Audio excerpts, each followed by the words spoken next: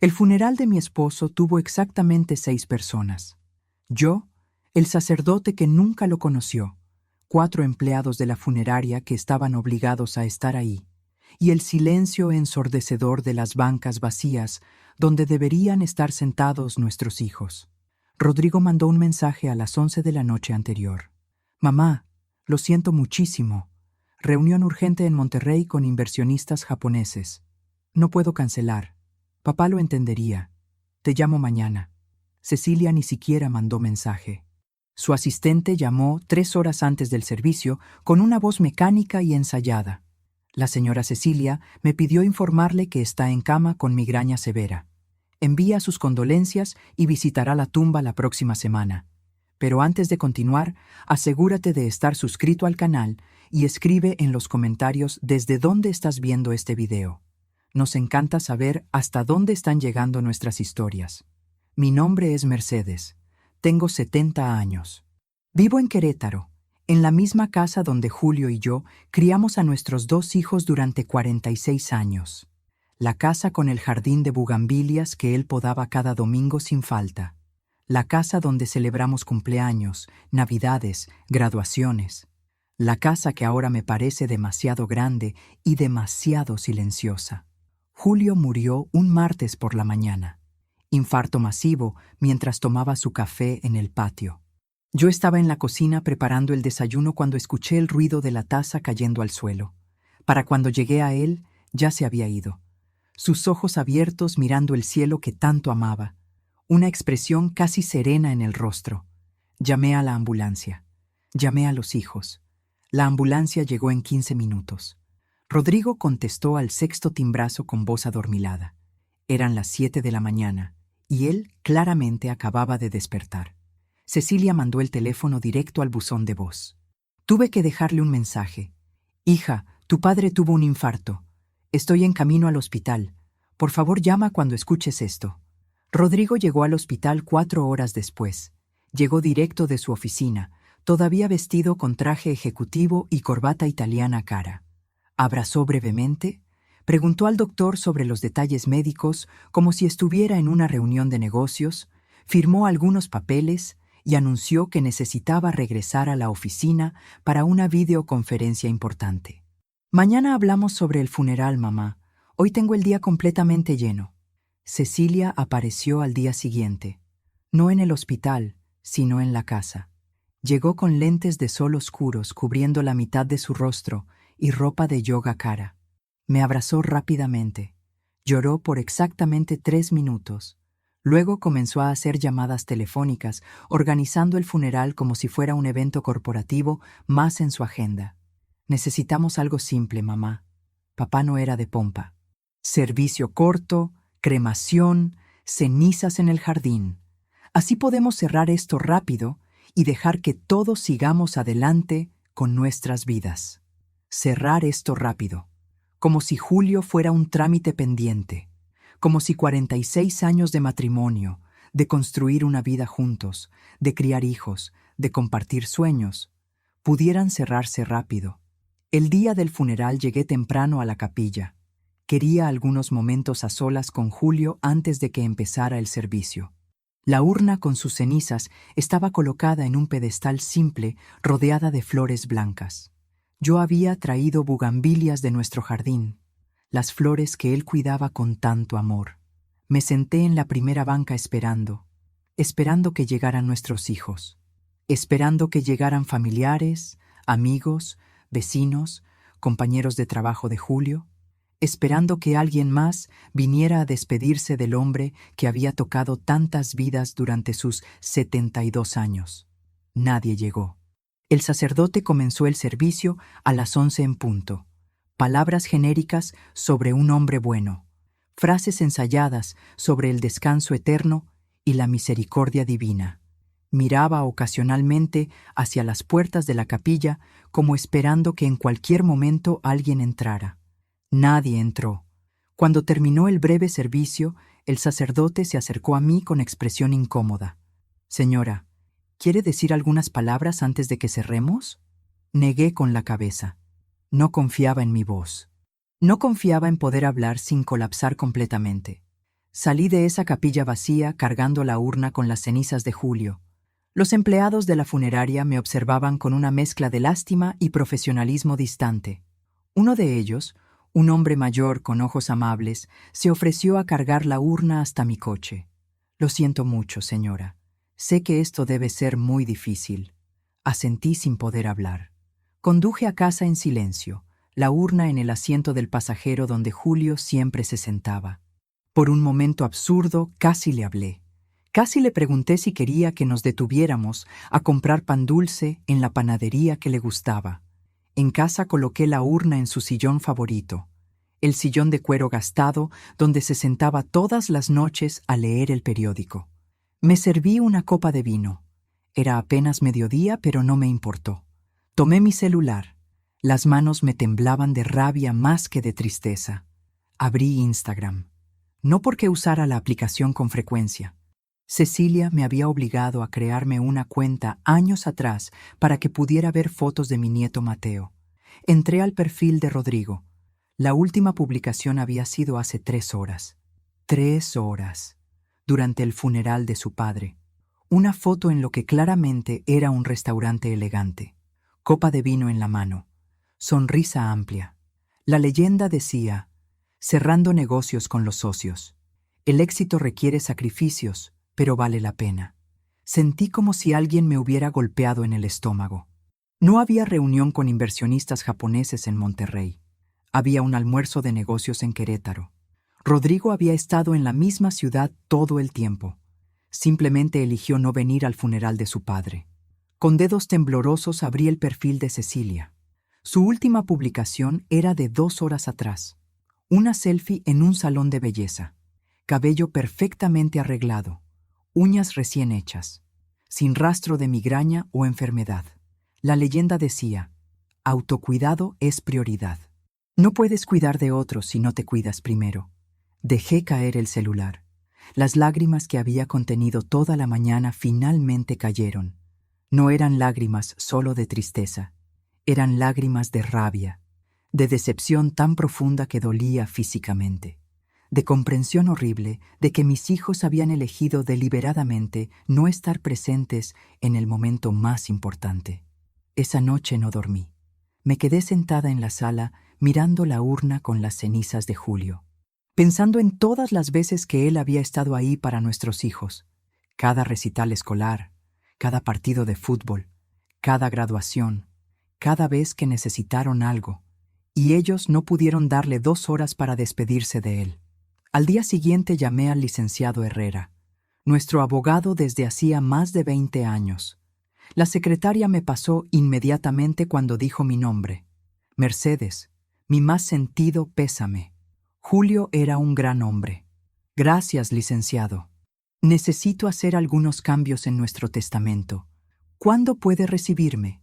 Hubo una pausa breve. Puedo recibirla mañana a las 10 si le parece bien. Perfecto. Ahí estaré. Esa noche hice algo que nunca había hecho. Revisé metódicamente todos nuestros documentos financieros, extractos bancarios, recibos, cheques cancelados, transferencias, construyendo un inventario no solo de nuestro patrimonio, sino de nuestra generosidad.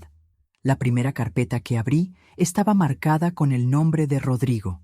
Dentro encontré la evidencia de 20 años de ayuda financiera constante. El préstamo de 300,000 pesos para el enganche de su departamento en La Condesa, nunca devuelto. El dinero para su MBA en una universidad privada cara, 250,000 pesos, nunca mencionado de nuevo. La inversión en su primer negocio que fracasó en menos de un año, 500,000 pesos, perdidos completamente, pero Rodrigo nunca se disculpó. Solo dijo que así eran los negocios y que la próxima vez tendría más suerte. Los 80,000 pesos para el coche importado que necesitaba para impresionar a clientes.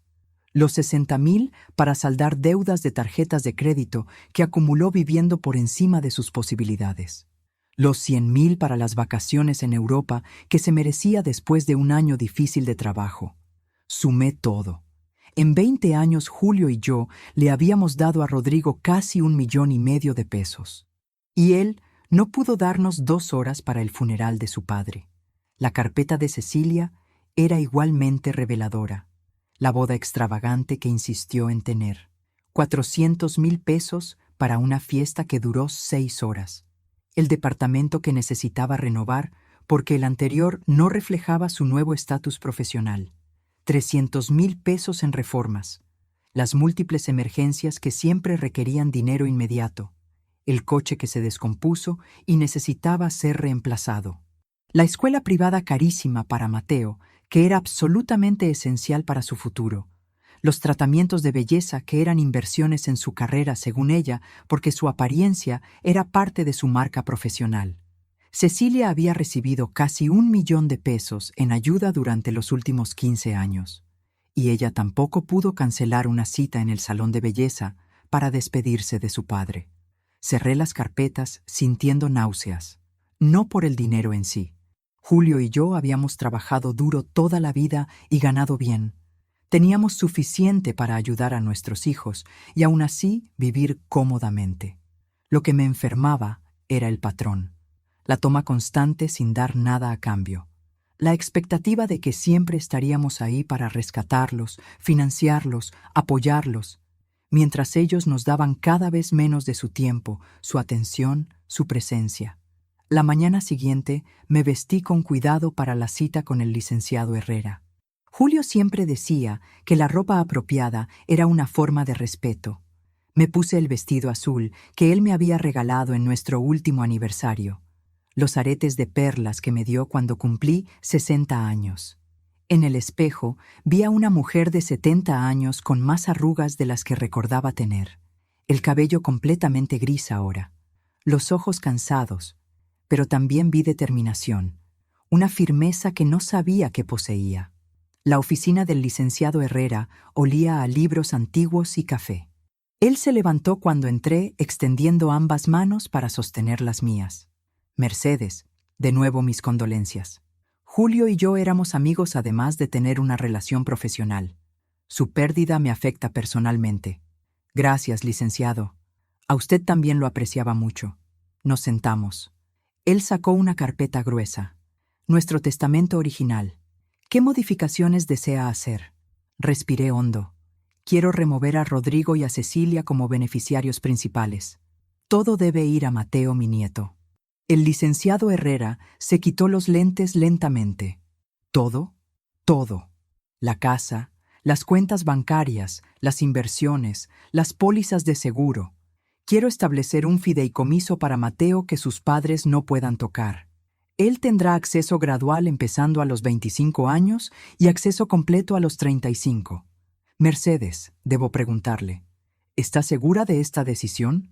Los cambios testamentarios hechos inmediatamente después de una pérdida pueden ser impugnados legalmente por los herederos.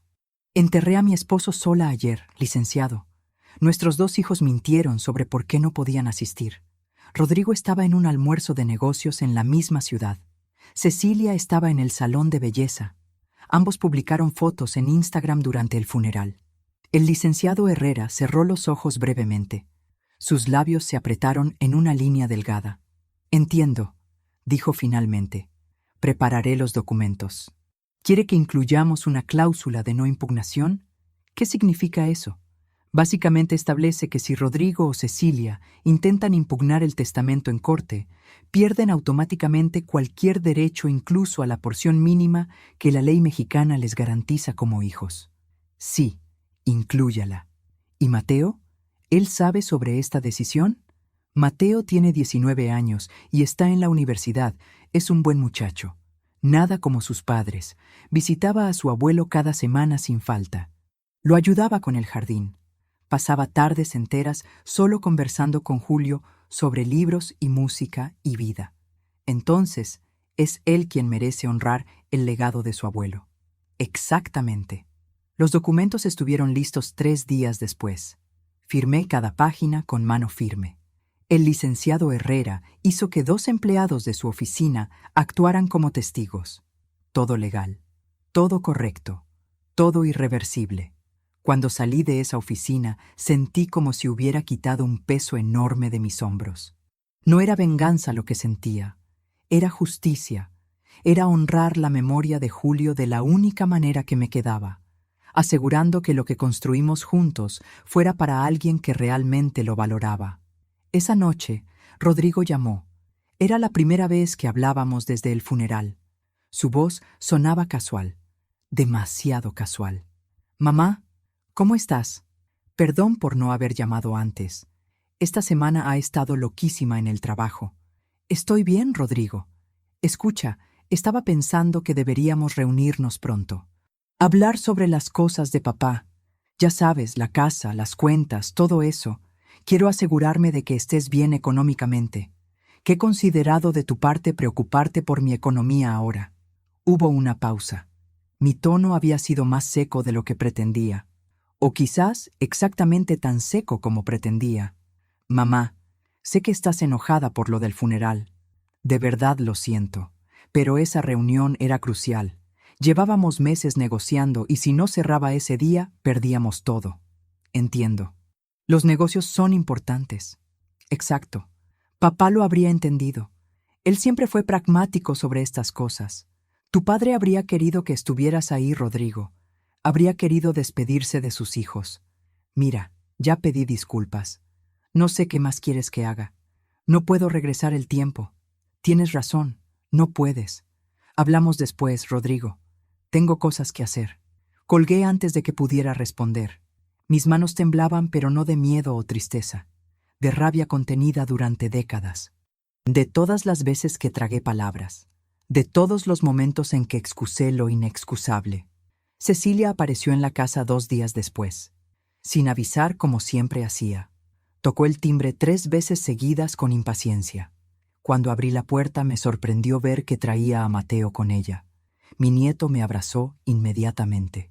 Un abrazo largo y genuino que me hizo llorar. «Abuela, lo siento tanto. El abuelo era increíble. Lo voy a extrañar muchísimo». «Yo también, mi amor. Yo también». Cecilia esperó impaciente a que el abrazo terminara. Luego entró a la casa sin ser invitada. «Mamá, necesitamos hablar sobre cosas prácticas. Sé que es difícil, pero hay decisiones que tomar. La casa es demasiado grande para ti sola. Deberías considerar venderla y mudarte a algo más pequeño y manejable. Esta es mi casa, Cecilia, la casa donde crié a mis hijos. No voy a venderla. Pero mamá, sé realista. El mantenimiento de una casa así es enorme. El jardín solo requiere horas de trabajo cada semana. Tu padre se encargaba del jardín. Ahora yo me encargaré». Ella suspiró con exasperación. «Está bien. Si quieres ser terca sobre la casa, hablemos de otras cosas. Las cuentas bancarias, las inversiones, el testamento. Papá y tú tenían todo dividido equitativamente entre Rodrigo y yo, ¿verdad?» La miré directamente a los ojos. «El testamento es un documento privado, Cecilia.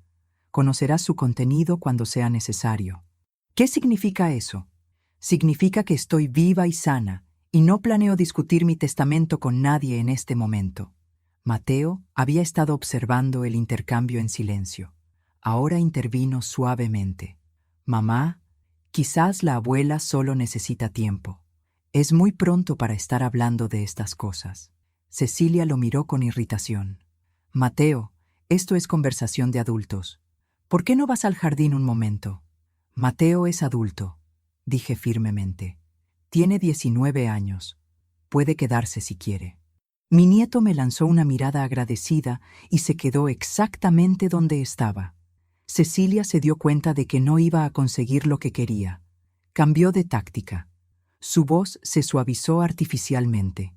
«Mamá, solo me preocupo por ti. Eres mi madre. No quiero que te aprovechen o que tomes decisiones apresuradas en este momento difícil. Nadie se está aprovechando de mí, Cecilia. Y las únicas decisiones apresuradas que veo son las que ustedes dos tomaron cuando eligieron no venir al funeral de su padre». Su rostro se endureció. «Ya te dije que tenía migraña. Saqué mi celular, abrí Instagram. Le mostré su propia foto en el salón de belleza publicada durante el funeral. ¿Esta es la cara de alguien con migraña severa?» Cecilia palideció. Mateo miraba la pantalla con expresión de shock creciente. «Mamá, tú no fuiste al funeral del abuelo». Su voz era baja pero cargada de incredulidad y decepción. Mateo, es complicado. No, mamá, no es complicado. El abuelo murió. Había un funeral. Tú no fuiste. Eso no es complicado. Es simplemente horrible. Cecilia se volvió hacia su hijo con rabia. No te atrevas a juzgarme. Tú no entiendes las presiones que tengo. El trabajo, las responsabilidades. El abuelo te crió, dijo Mateo con voz quebrada. Te dio todo. Y tú no pudiste darle 2 horas para despedirte de él. Cecilia tomó su bolso bruscamente. No vine aquí para ser atacada por mi propio hijo. Mamá, cuando estés lista para tener una conversación civilizada sobre el futuro, llámame. Salió dando un portazo. Mateo y yo nos quedamos en silencio por un largo momento. Finalmente él habló. Abuela, lo siento tanto. No sabía que mamá no había venido al funeral. Ella me dijo que había estado aquí todo el día contigo. Lo sé, mi amor. No es tu culpa. ¿El tío Rodrigo también mintió? Asentí. Él dijo que tenía reunión urgente en Monterrey. Estaba en un restaurante aquí en Querétaro. Mateo se sentó pesadamente en el sofá. Su rostro mostraba una mezcla de vergüenza y tristeza que me rompió el corazón. No sé qué decir. Pensé que conocía a mis padres. Pero esto es. No tengo palabras. Me senté junto a él. Tomé su mano entre las mías. Mateo, tú no eres responsable de las acciones de tus padres. Tú viniste al hospital todos los días durante la última semana de vida de tu abuelo. Tú lo cuidaste. Tú lo amaste. Eso es lo que importa. Él asintió con lágrimas en los ojos. Lo extraño tanto. Abuela. Yo también, mi amor. Yo también. Esa noche, después de que Mateo se fue, me senté en el jardín que Julio había cuidado con tanto amor. Las bugambilias necesitaban poda. El césped estaba creciendo irregular. Las rosas comenzaban a marchitarse sin su atención diaria. Mañana, decidí. Mañana comenzaría a aprender a cuidar del jardín, a continuar el trabajo que Julio había amado, no porque pudiera hacerlo tan bien como él, sino porque era otra forma de mantenerlo vivo, de honrar su memoria con acciones, no solo con palabras. Y ese jardín, como todo lo demás que construimos juntos, eventualmente iría a Mateo, al único miembro de la familia que realmente comprendió el valor de lo que Julio y yo creamos. No el valor monetario, el valor real, el valor del tiempo compartido, del amor expresado en pequeños gestos diarios, de la presencia cuando más importa. Rodrigo y Cecilia lo descubrirían eventualmente, cuando yo ya no estuviera. Y para entonces sería demasiado tarde para arrepentimientos, para disculpas vacías, para intentar recuperar lo que eligieron tirar por la ventana. Esa noche dormí mejor de lo que había dormido desde la muerte de Julio, no porque el dolor hubiera desaparecido, sino porque finalmente había tomado acción. Había defendido los valores que Julio y yo compartimos durante casi medio siglo, y eso, de alguna extraña manera, me daba paz. Las semanas siguientes a la modificación del testamento trajeron una calma extraña. Rodrigo y Cecilia no volvieron a llamar. No aparecieron en la casa. Era como si al no conseguir lo que querían, inmediatamente hubieran decidido simplemente desaparecer. Mateo era diferente. Venía cada domingo sin falta. Me ayudaba con el jardín que aún estaba aprendiendo a mantener. Traía comida preparada cuando notaba que yo no estaba comiendo bien. Se sentaba conmigo en las tardes y hablábamos de Julio, de la vida, de sus estudios en la universidad. Un domingo, mientras podábamos juntos las bugambilias, Mateo mencionó algo que me había estado rondando la mente. Abuela, ¿puedo preguntarte algo personal? Claro, mi amor. Lo que sea. ¿Siempre fue así? Me refiero a mamá y el tío Rodrigo. ¿Siempre fueron tan distantes? Me detuve con las tijeras de podar en la mano. Era una pregunta que merecía una respuesta honesta. No. Hubo un tiempo en que tus padres eran diferentes. Cuando eran niños, eran cariñosos y presentes. Pero algo cambió cuando se hicieron adultos, como si el dinero y el estatus se volvieran más importantes que la familia. ¿Cuándo cambió? Pensé cuidadosamente antes de responder. Tal vez cuando comenzaron sus carreras profesionales. O quizás cuando se casaron y formaron sus propias familias. O tal vez siempre fue así, y yo simplemente no quise verlo hasta que fue imposible ignorarlo. Mateo asintió lentamente. Continuó podando en silencio por un momento. Abuela, ¿puedo contarte algo que nunca le conté a nadie? Por supuesto. Cuando tenía 12 años, escuché a mamá y papá discutiendo sobre el abuelo y sobre ti. Mamá decía que ustedes eran demasiado generosos con el dinero y que ella y el tío Rodrigo deberían recibir su herencia ahora, cuando realmente la necesitaban, y no después de que murieran. Las palabras me golpearon como una cachetada. Cecilia había estado pensando en nuestra muerte, en nuestra herencia, desde hacía años, cuando Julio todavía estaba sano y activo. ¿Qué dijo tu padre? Él estuvo de acuerdo con mamá. Dijo que ustedes tenían más de lo que necesitaban para vivir cómodamente y que sería más práctico si les daban parte del dinero ahora. Cerré los ojos sintiendo náuseas. Mateo colocó su mano en mi hombro. Lo siento, abuela. Tal vez no debí haberte contado eso. No, mi amor. Hiciste bien en contármelo.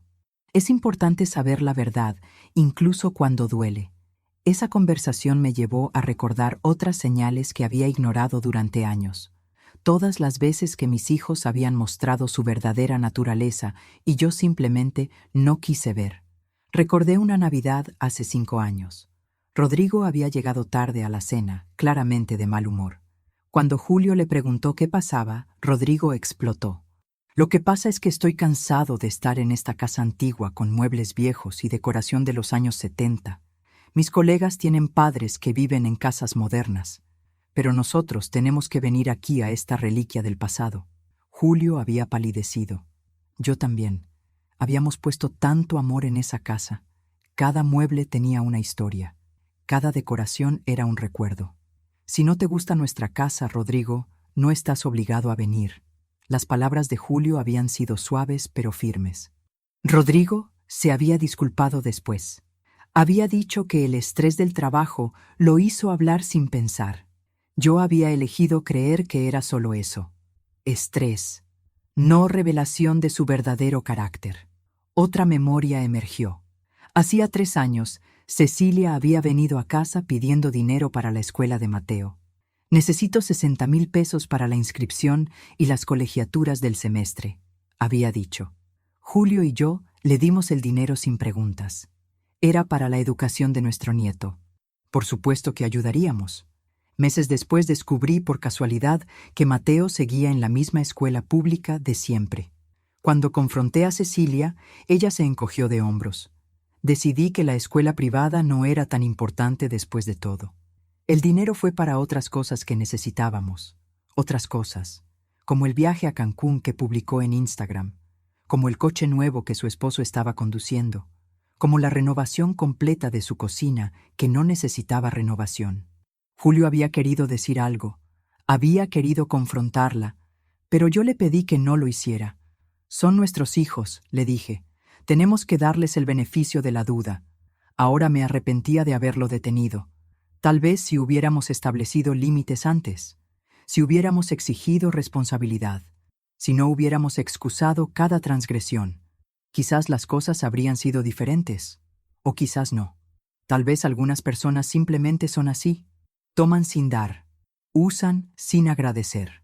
Y ninguna cantidad de amor paternal puede cambiar eso. 2 meses después de la muerte de Julio, recibí una llamada del banco. La señorita que atendió sonaba preocupada.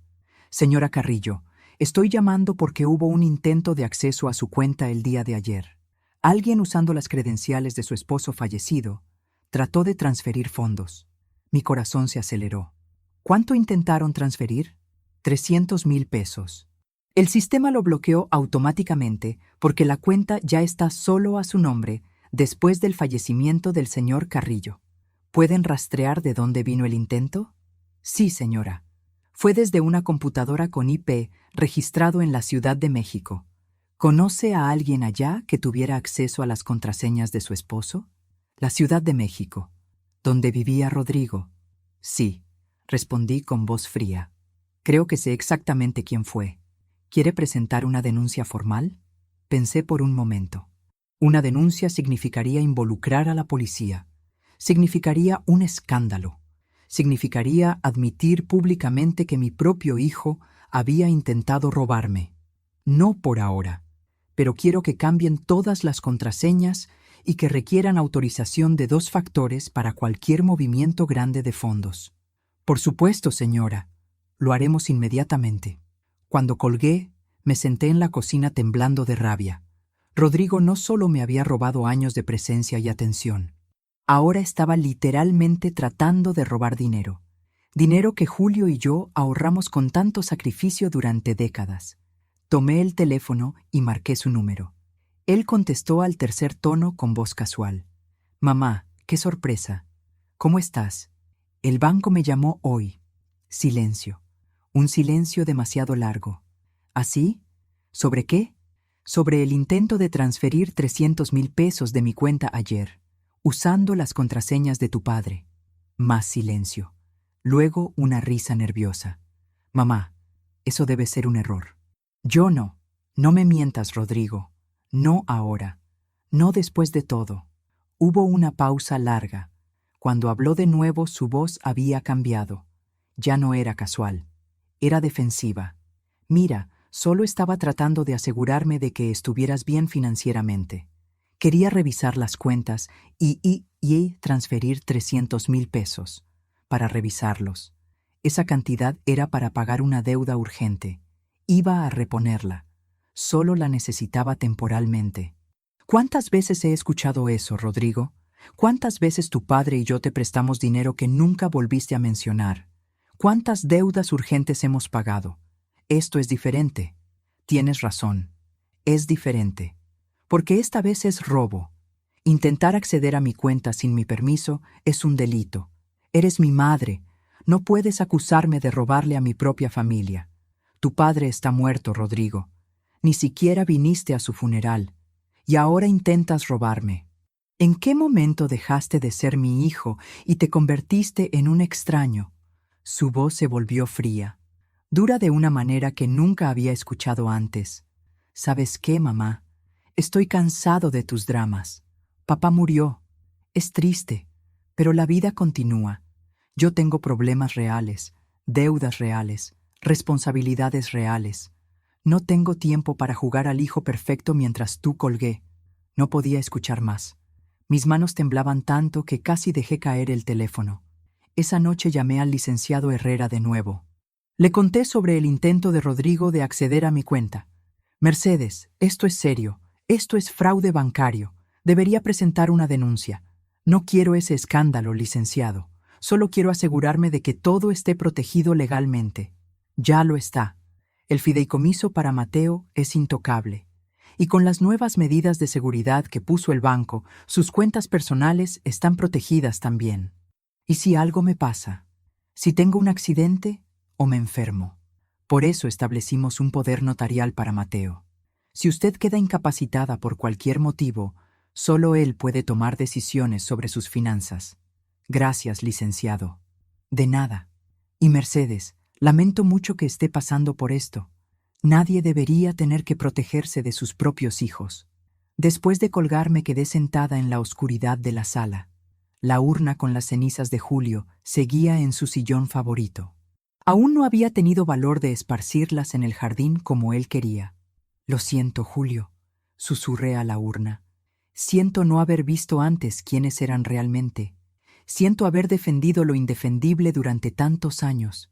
Naturalmente no hubo respuesta, pero sentí una especie de paz, como si Julio estuviera de acuerdo con las decisiones que estaba tomando, como si su espíritu, donde quiera que estuviera, aprobara mi nueva firmeza.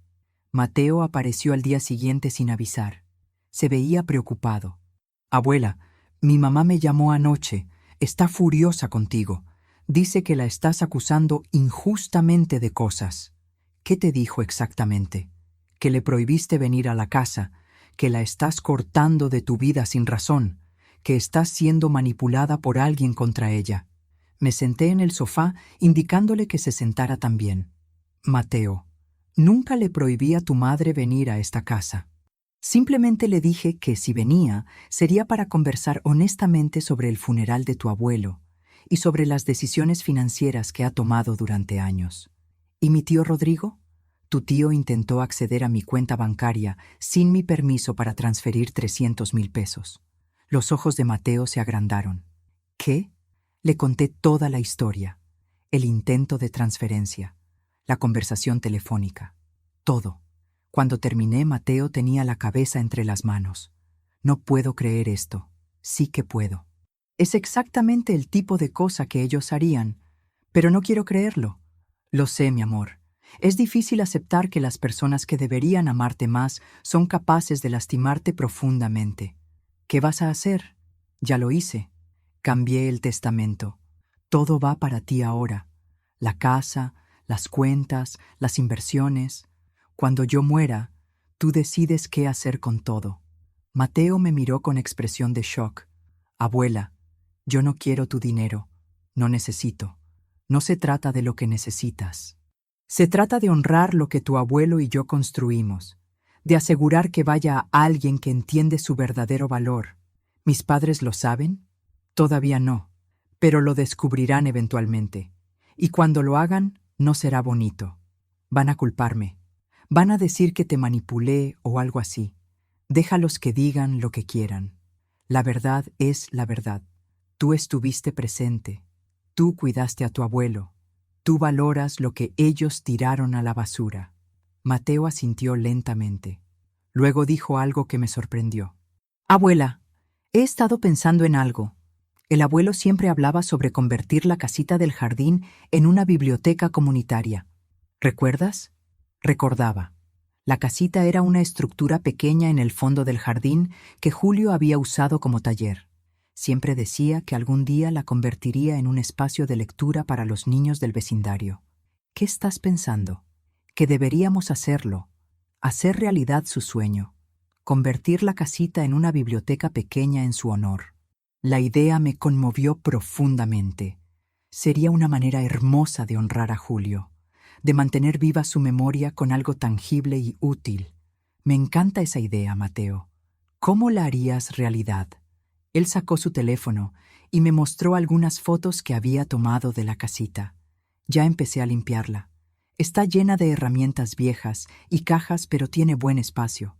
Podríamos poner estanterías, traer sillas cómodas, hacer un espacio acogedor donde los niños puedan venir a leer. ¿Cuánto costaría? No mucho. Puedo conseguir materiales a buen precio a través de la universidad. Tengo amigos en arquitectura que pueden ayudar con el diseño. Solo necesitaríamos dinero para las estanterías, la pintura, algunos muebles básicos. Hagámoslo. Dime cuánto necesitas y yo lo cubro. Abuela, no quiero que gastes tu dinero en Mateo, interrumpí firmemente. Este es exactamente el tipo de cosas en las que quiero gastar mi dinero. No en deudas de tarjetas de crédito o coches de lujo, sino en algo que importa. En algo que tu abuelo habría amado. Él sonrió. Su primera sonrisa genuina en semanas. Entonces lo haremos. La Biblioteca Julio Carrillo.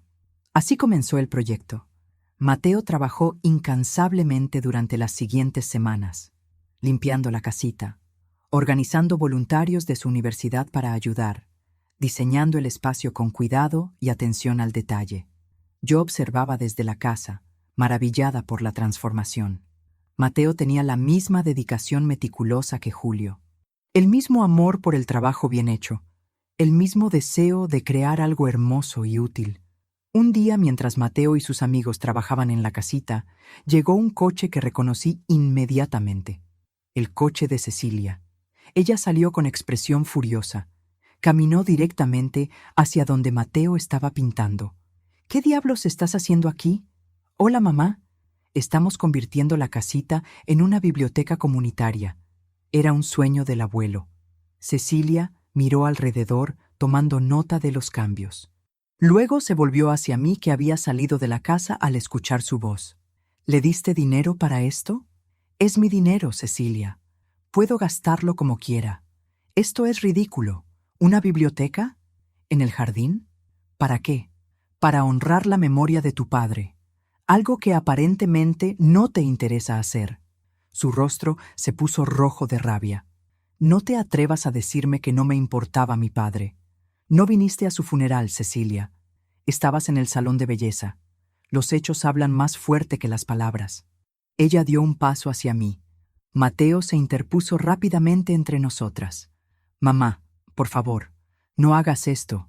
Cecilia lo empujó a un lado. No eres bienvenida aquí, dije con voz firme. Te pido que te vayas. Esta es la casa de mi infancia. No puedes prohibirme entrar. Puedo y lo hago. Esta es mi casa. Y no eres bienvenida hasta que puedas comportarte con respeto y honestidad. Ella me miró con odio puro. Luego su expresión cambió a algo más calculador. Ya veo qué está pasando aquí. Estás manipulando a mi hijo contra mí. Le estás dando dinero para que se ponga de tu lado. Nadie está manipulando a nadie. Mateo toma sus propias decisiones. Cecilia se volvió hacia su hijo. Si continúas con esto, si sigues ayudándola con sus jueguitos, hay consecuencias. ¿Me estás amenazando, mamá? Te estoy recordando quién pagó tu educación.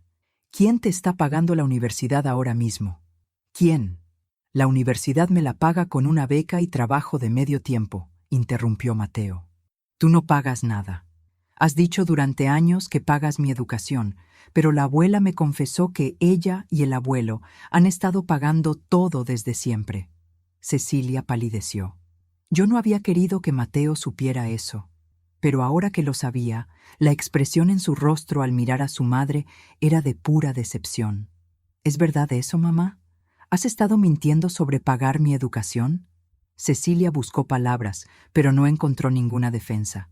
Finalmente dio media vuelta y caminó hacia su coche. «Esto no ha terminado», gritó antes de subirse. «Voy a hablar con abogados. Voy a impugnar cualquier cambio que hayas hecho en el testamento. No vas a salirte con la tuya». El coche arrancó con un chirrido de llantas y desapareció por la calle. Mateo se dejó caer en una silla de jardín con expresión devastada. «Lo siento, abuela. No debí haberle dicho eso sobre la universidad. No te disculpes por decir la verdad.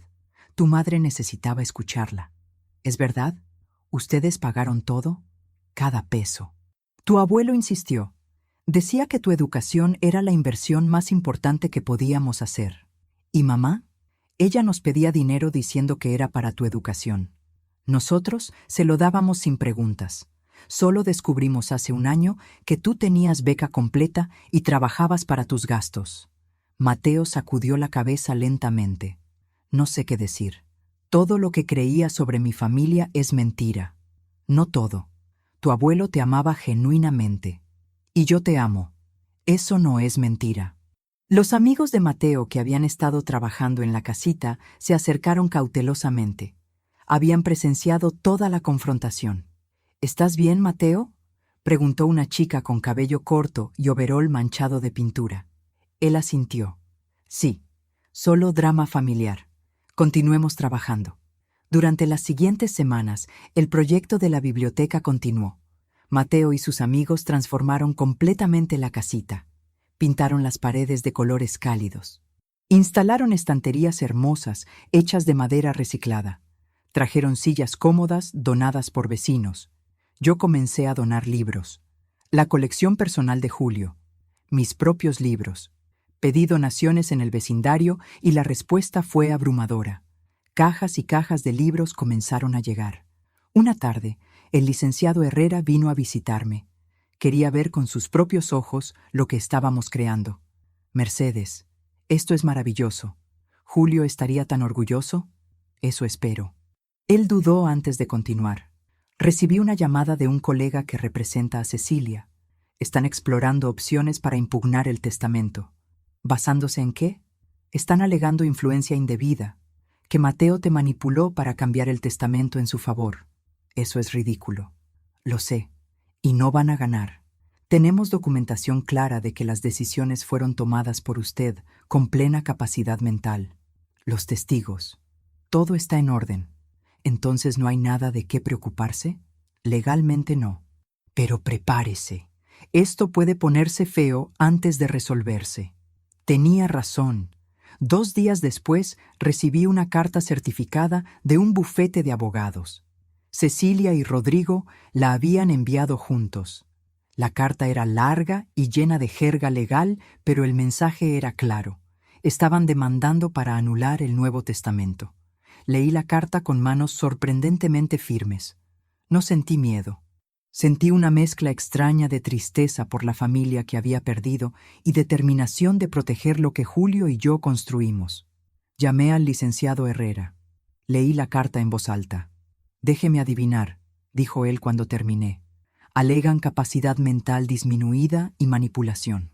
«Exactamente. Es lo que esperábamos. Comenzaremos a preparar nuestra defensa. Pero necesito preguntarle algo importante. ¿Está preparada para esto? Un litigio con sus propios hijos puede ser brutalmente doloroso». «Ya es doloroso, licenciado. Ya perdí a mis hijos hace mucho tiempo. Solo que no quise admitirlo hasta ahora». «Entiendo. Entonces, procederemos». Los meses siguientes fueron un torbellino de deposiciones, documentos legales y audiencias preliminares. Rodrigo y Cecilia presentaron testigos que supuestamente podían atestiguar mi deterioro mental. Antiguos vecinos que apenas conocía. Un médico que me había visto una vez por un resfriado común. El licenciado Herrera los destrozó a todos en las deposiciones. Los vecinos admitieron que no me habían visto en años. El médico confirmó que no había ningún signo de deterioro cognitivo en mi expediente. Mateo tuvo que testificar también. Fue difícil verlo en ese estrado siendo interrogado agresivamente por el abogado de sus padres. «Señor Salazar, ¿es verdad que usted fue el beneficiario principal del Nuevo Testamento de su abuela?» «Sí». «¿Y no le parece conveniente que ella hiciera ese cambio justo después de la muerte de su abuelo?» «No fue conveniente para mí. Yo no pedí nada. La abuela tomó esa decisión por su cuenta. ¿Pero usted no la desalentó? ¿Por qué la desalentaría? Era su decisión, su dinero, su derecho». El abogado intentó atrapar a Mateo en contradicciones, pero mi nieto se mantuvo firme, honesto, directo. Fue imposible no ver su integridad incluso para los jueces. La biblioteca se inauguró en medio del litigio. Fue un día hermoso de primavera. Vecinos, amigos, familias con niños pequeños vinieron a la ceremonia simple. Mateo había hecho una placa de bronce que colocamos en la entrada. Biblioteca Julio Carrillo. Un espacio para crecer y soñar. Corté la cinta inaugural con manos temblorosas. La casita que había sido un taller polvoriento ahora era un espacio luminoso lleno de libros, colores y posibilidades. Los niños del vecindario entraron con ojos maravillados. Se sentaron en las sillas cómodas y comenzaron a hojear libros. Risas y voces llenaron el espacio. «Esto es exactamente lo que Julio habría querido», susurré a Mateo. Él sonrió. «Lo sé. Siento como si él estuviera aquí con nosotros». Miré alrededor ese espacio transformado, y por primera vez desde la muerte de Julio sentí algo más que dolor. Sentí orgullo, sentí propósito, sentí que algo bueno había surgido de toda la tristeza. Rodrigo y Cecilia no vinieron a la inauguración.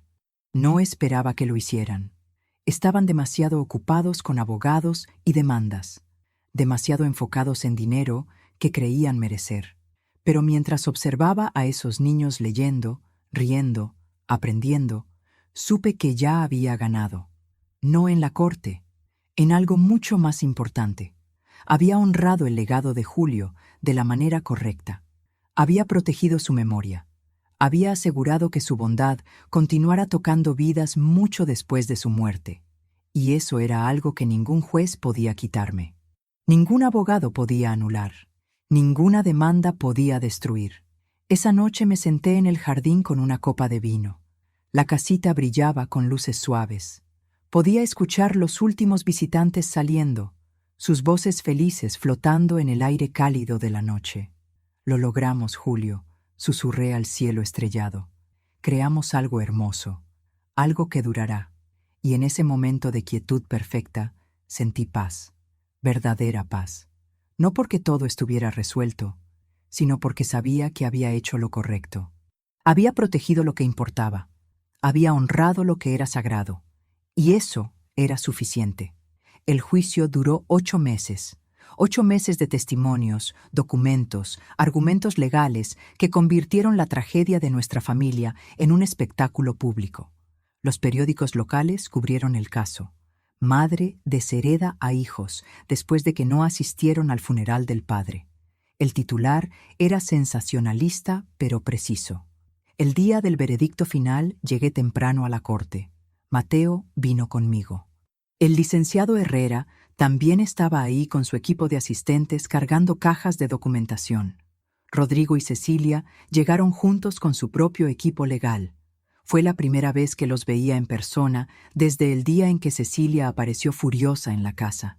Ambos lucían demacrados, envejecidos, como si el proceso legal les hubiera robado más que solo tiempo. Nos sentamos en lados opuestos de la sala. Ni siquiera nos miramos. Éramos extraños unidos solo por apellido y por el dolor que nos habíamos causado mutuamente. La jueza entró, una mujer de unos 60 años, con expresión seria y ojos que parecían haberlo visto todo. Revisó sus papeles por un momento que pareció eterno. He revisado cuidadosamente toda la evidencia presentada por ambas partes, comenzó. Los testimonios, los documentos médicos, las declaraciones de testigos, y he llegado a una conclusión clara.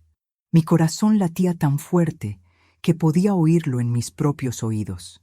La señora Mercedes Carrillo estaba en pleno uso de sus facultades mentales cuando modificó su testamento. No hay evidencia de coerción, manipulación o influencia indebida por parte de su nieto Mateo Salazar. Escuché a Cecilia sollozar suavemente del otro lado de la sala. Además, continuó la jueza, el tribunal nota con preocupación el intento del señor Rodrigo Carrillo de acceder ilegalmente a las cuentas bancarias de su madre poco después del fallecimiento de su padre. Este acto refuerza la prudencia de las decisiones tomadas por la señora Carrillo para proteger su patrimonio. La jueza nos miró a todos por un momento. Su expresión se suavizó ligeramente. Es trágico ver una familia destruida de esta manera. Pero el derecho de una persona a disponer de sus bienes como mejor le parezca es fundamental. El testamento modificado se mantiene en su totalidad. Los demandantes deben cubrir los costos legales de ambas partes. El golpe del mazo fue final. Habíamos ganado. Mateo apretó mi mano. El licenciado Herrera sonrió discretamente. Del otro lado de la sala, Cecilia lloraba abiertamente mientras Rodrigo tenía la cabeza entre las manos. Salí de esa corte sintiéndome extrañamente vacía. No había triunfo. No había alegría. Solo una melancolía profunda por lo que nuestra familia había sido y nunca volvería a ser. En el estacionamiento, Rodrigo se acercó. Se veía derrotado. Roto. «Mamá», empezó. Su voz apenas un susurro. «No, Rodrigo. Ya no hay nada que decir. Por favor, solo escúchame un minuto». Lo miré.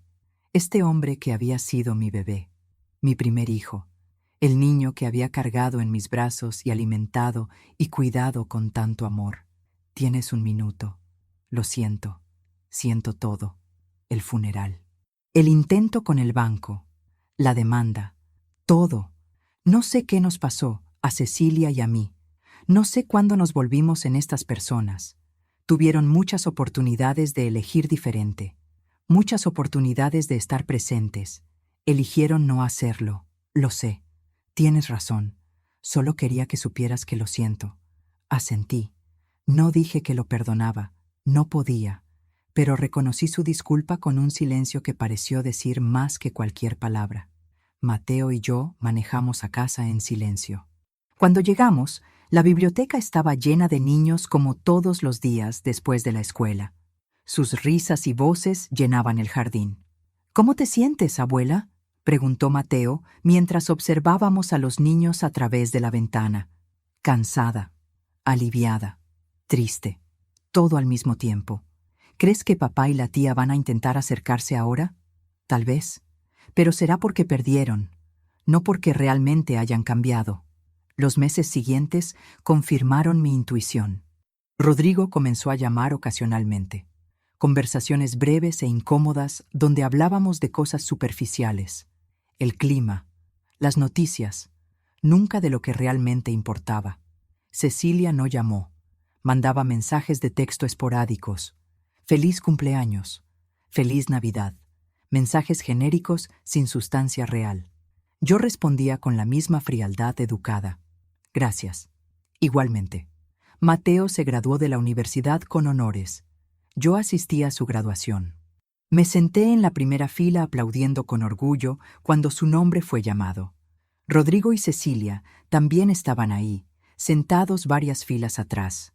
No nos acercamos. No hubo abrazo familiar después de la ceremonia. Solo saludos corteses a la distancia.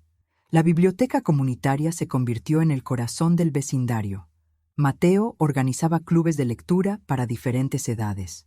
Yo ayudaba los fines de semana, leyendo cuentos a los niños pequeños, conversando con los adultos mayores sobre los libros que habían amado en su juventud.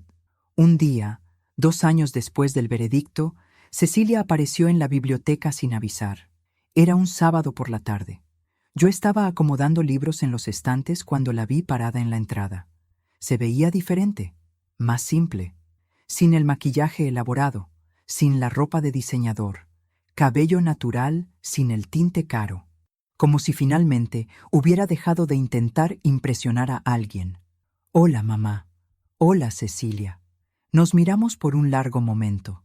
Ella observó el espacio, los niños leyendo, las familias compartiendo libros, la placa con el nombre de Julio. Es hermoso lo que hicieron aquí. Tu padre lo habría amado. Lo sé. Ella se acercó lentamente. ¿Podemos hablar? Señalé una mesa en la esquina. Nos sentamos con cuidado como dos extraños conociendo por primera vez. Mamá, empezó ella, he estado yendo a terapia, desde el juicio, tratando de entender por qué hice las cosas que hice. ¿Y has entendido? Algunas cosas. El terapeuta dice que me volví adicta a una imagen de éxito, que equiparé mi valor como persona con cuánto dinero tenía, qué tan impresionante era mi vida externamente. Perdí de vista lo que realmente importaba. Asentí sin decir nada. No espero que me perdones. No espero que volvamos a ser lo que éramos porque honestamente nunca fuimos tan cercanas como yo pretendía que éramos. Pero quería que supieras que lo siento, genuinamente. Miré a mi hija. Vi el dolor en sus ojos, el arrepentimiento genuino, pero también vi todo el daño que había causado, todas las veces que eligió cosas sobre personas, dinero sobre familia. Cecilia, agradezco tu disculpa, y me alegra que estés trabajando en ti misma, pero no sé si puedo darte lo que buscas. No busco nada, solo quería decirte que lo siento, lo aprecio, pero debes entender que algunas cosas no se pueden arreglar con disculpas. Tu padre murió esperando verte en su funeral. Eso no tiene reparación. Ella asintió con lágrimas rodando por sus mejillas. Lo sé. Cuando se fue, me quedé sentada en esa mesa por un largo tiempo. Los niños seguían leyendo alrededor. La vida continuaba, pero yo me sentía atrapada entre dos mundos, el pasado doloroso y un futuro incierto.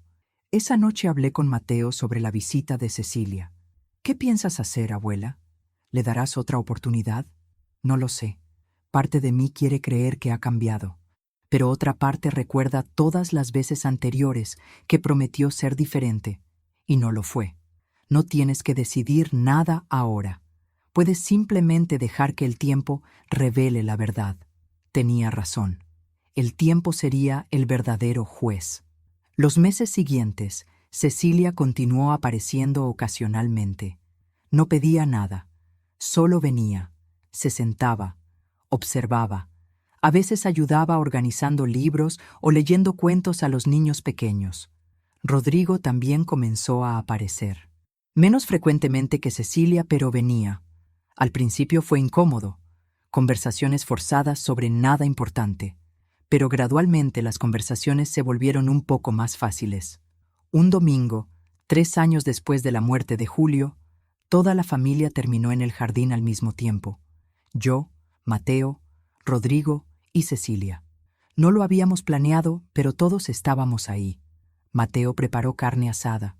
Rodrigo trajo cerveza. Cecilia hizo ensalada. Yo puse la mesa con el mantel que Julio amaba. Comimos juntos por primera vez en años. La conversación fue cautelosa al principio, pero eventualmente alguien contó una historia sobre Julio y todos nos reímos. No la risa forzada de gente pretendiendo que todo está bien, sino risa genuina recordando al hombre que habíamos amado cada uno a nuestra manera imperfecta. Cuando todos se fueron esa noche, me senté sola en el jardín como tantas veces antes. Las bugambilias que Julio había cuidado ahora, yo las mantenía con ayuda de Mateo. No tan perfectamente como él, pero con amor. ¿Qué piensas de todo esto, Julio?, pregunté al cielo estrellado. ¿Es suficiente? ¿Demasiado? ¿No suficiente? Como siempre no hubo respuesta. Pero sentí una especie de paz. No la paz del perdón completo. No la paz de una familia perfectamente restaurada, sino la paz de saber que había hecho lo que pude, que había protegido lo que debía proteger, que había honrado lo que debía honrar. Rodrigo y Cecilia nunca serían los hijos que Julio y yo esperábamos. Nunca recuperaríamos los años perdidos, nunca borraríamos el dolor del funeral vacío, pero quizás, solo quizás, algo nuevo estaba creciendo de las cenizas. No lo que fue, sino algo diferente, menos perfecto pero más honesto, menos cercano pero más auténtico. Hoy tengo 73 años. Han pasado 3 años desde la muerte de Julio, 3 años desde el funeral donde estuve sola, 3 años desde que cambié el testamento y desaté una guerra familiar. La biblioteca sigue floreciendo. Mateo se graduó y ahora trabaja como bibliotecario profesional mientras planea estudiar una maestría en literatura. Vive en la casita que convertimos en biblioteca, cuidándola como Julio habría cuidado. Rodrigo viene a cenar una vez al mes. Las conversaciones siguen siendo algo incómodas, pero hay menos mentiras ahora, menos pretensión. Él perdió su negocio el año pasado y tuvo que declararse en bancarrota. Fue humillante para él, pero también transformador. Me contó que finalmente entendió lo que Julio siempre intentó enseñarle, que el éxito no se mide en dinero. Cecilia se divorció. Vive ahora en un departamento modesto y trabaja como maestra de primaria. Dice que es el trabajo más satisfactorio que ha tenido. Viene a la biblioteca 2 veces por semana para leer a los niños. No hemos reconstruido la relación que teníamos antes. Honestamente, esa relación era falsa de todas formas, pero estamos construyendo algo nuevo, algo más pequeño, pero más real. ¿Los he perdonado? Es la pregunta que me hacen constantemente. Vecinos, amigos, incluso el párroco de la iglesia. Mi respuesta es complicada. No los he perdonado de la manera que la gente espera. No hubo un momento dramático donde los abracé y les dije que todo está olvidado. Porque no está olvidado. Nunca lo estará. Pero hice las paces con lo que pasó. Acepté que son quienes son. Acepté que nuestra familia nunca será perfecta. Acepté que el dolor que causaron es parte de mi historia, pero no toda mi historia. Y aprendí que el perdón no es blanco y negro.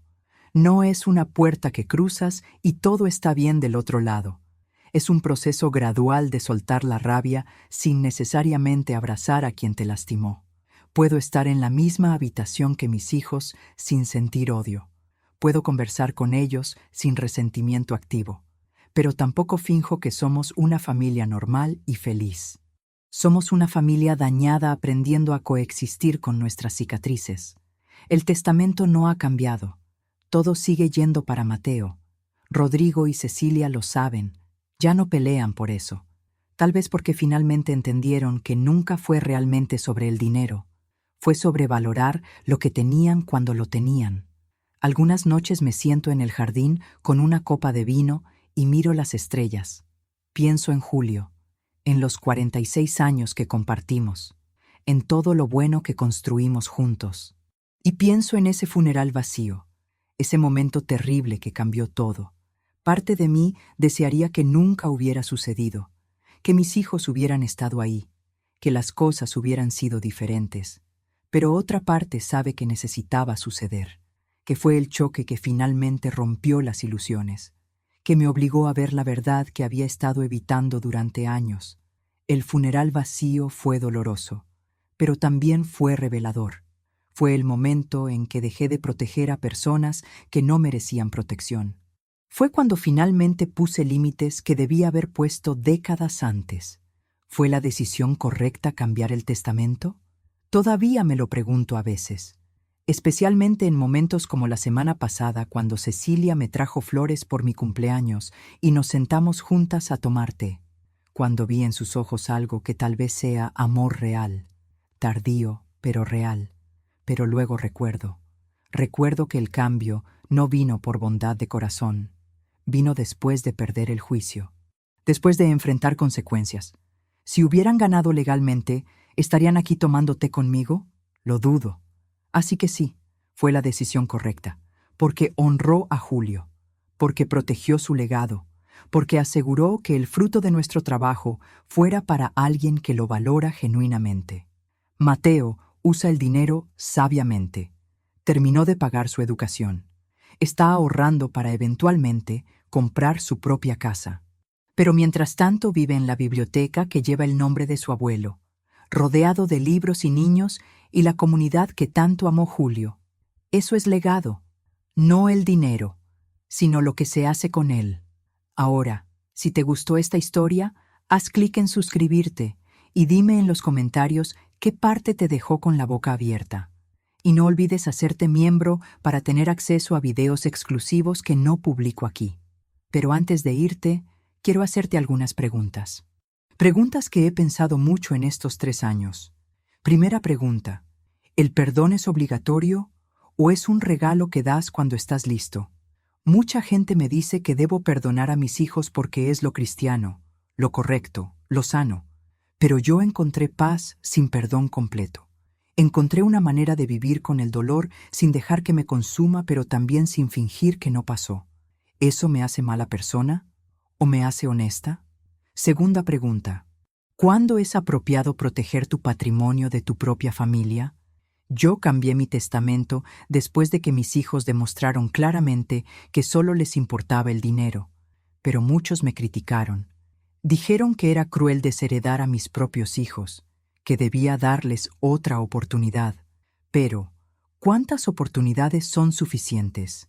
¿Cuántas veces debes ser traicionado antes de que sea aceptable protegerte? Tercera pregunta: ¿las personas realmente cambian o solo aprenden a actuar diferente? Mis hijos ahora se comportan mejor. Vienen a visitarme. Son más respetuosos. Pero, ¿es cambio genuino o simplemente aprendieron que su viejo comportamiento no funcionaba? ¿Importa la diferencia si el resultado es el mismo? Y la última pregunta: ¿qué le debes a la familia simplemente por ser familia? Rodrigo y Cecilia son mis hijos. Los crié, los amé, les di todo lo que pude. ¿Eso significa que les debo perdón sin importar qué hagan? ¿Que les debo herencia sin importar cómo me traten? ¿Dónde está la línea entre amor incondicional y permitir abuso? No tengo respuestas perfectas para estas preguntas. Solo tengo mi experiencia, mi dolor, mis decisiones y las consecuencias de esas decisiones que sigo viviendo cada día. Lo que sí sé es esto: el amor verdadero no significa aceptar cualquier cosa. Significa establecer límites saludables. Significa proteger lo que es valioso. Significa honrar a quienes merecen ser honrados. Julio merece ser honrado. Su memoria, su trabajo, su bondad. Y la mejor manera que encontré de honrarlo fue asegurar que lo que construimos juntos fuera para alguien que lo valoraría. Alguien que entendiera que no era solo dinero. Era sudor y lágrimas y amor y sacrificio de toda una vida. Si estás pasando por algo similar, si te sientes traicionado por familia, si te preguntas si está bien proteger lo que es tuyo, quiero que sepas esto: está bien poner límites, está bien decir no, está bien proteger tu patrimonio y tu paz mental. No eres malo por hacerlo, eres humano. Y los humanos tienen derecho a cuidarse a sí mismos. También está bien si eliges perdonar, si decides dar otra oportunidad, si quieres reconstruir puentes quemados. Esa también es una elección válida. Solo asegúrate de que sea tu elección, no porque te sientas obligado, no porque otros te juzguen, sino porque genuinamente es lo que quieres hacer. En mi caso, elegí un camino intermedio. No perdoné completamente, pero tampoco cerré la puerta por completo. Dejé una ventana entreabierta, y el tiempo dirá si mis hijos encontrarán la manera de entrar o si se quedarán afuera mirando lo que perdieron. Mientras tanto, vivo, cuido mi jardín, trabajo en la biblioteca, paso tiempo con Mateo, tomo mi vino bajo las estrellas y honro la memoria de Julio de la única manera que importa, viviendo con los valores que él enseñó: dignidad, trabajo honesto, bondad con quienes la merecen. El funeral vacío fue el peor día de mi vida, pero también fue el comienzo de mi liberación. La liberación de ilusiones, de obligaciones falsas, de amor mal correspondido. Ahora, a los 73 años, finalmente sé quién soy. No soy solo madre de Rodrigo y Cecilia. Soy Mercedes, viuda de Julio, abuela de Mateo, guardiana de una biblioteca comunitaria, mujer que sobrevivió traición y encontró paz del otro lado. Y esa paz, aunque imperfecta, aunque llena de cicatrices, es mía. Nadie me la puede quitar. Nadie me la puede invalidar. Es el resultado de decisiones difíciles tomadas con valor. Si mi historia te tocó el corazón, si te sentiste identificado con alguna parte, compártela. Porque las historias de traición familiar son más comunes de lo que la gente admite. Y saber que no estás solo, que otros han sobrevivido y encontrado paz, puede hacer toda la diferencia. Gracias por escuchar mi historia. Gracias por estar aquí hasta el final. Y que la vida te trate con la bondad que mereces. Porque todos merecemos ser amados genuinamente. No solo en palabras, sino en acciones, en presencia, en los momentos que realmente importan. Como ese funeral donde debería haber estado rodeada de familia, pero estuve sola. Ese momento terrible que reveló la verdad. Y esa verdad, por dolorosa que fuera, me liberó. Hasta la próxima historia, amigos. Y recuerda, honra a quienes te honran, valora a quienes te valoran, y protege lo que es sagrado, porque al final, eso es todo lo que tenemos: nuestra dignidad, nuestros valores y las elecciones que hacemos para defenderlos. Adiós.